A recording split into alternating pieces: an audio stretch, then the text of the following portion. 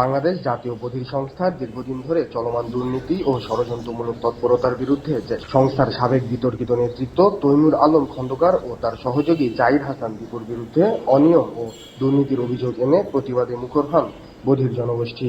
আজ সোমবার সকাল ৯টায় সমাজসেবা অধিদপ্তরের সামনে বধির ও অবধির সদস্যগণ একত্রিত হয়ে মানববন্ধনে অংশগ্রহণ করেন।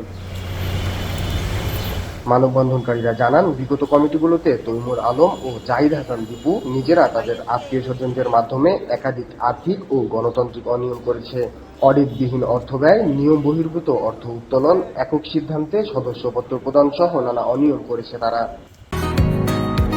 বসুন্ধরা, উত্তরা, বনশ্রী, কুড়িল ও বাড্ডা সহ রাজধানীর বিভিন্ন স্থানে অভিজাত ও অত্যাধুনিক মানের ফ্ল্যাট কেনার এক নির্ভরযোগ্য প্রতিষ্ঠান pleasant properties limited.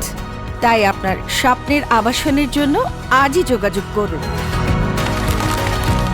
Pleasant properties limited, where destiny matures eventually. তারা পুনরায় সংস্থায় প্রভাব বিস্তারের অপচেষ্টা এবং প্রকাশ্যে হুমকি দিয়ে বধির সদস্যদের আতঙ্কিত করছেন। এই বিষয়ে দ্রুত তদন্ত ও কঠোর আইনানুগ ব্যবস্থার দাবি জানিয়েছেন সাধারণ বধির জনগোষ্ঠী।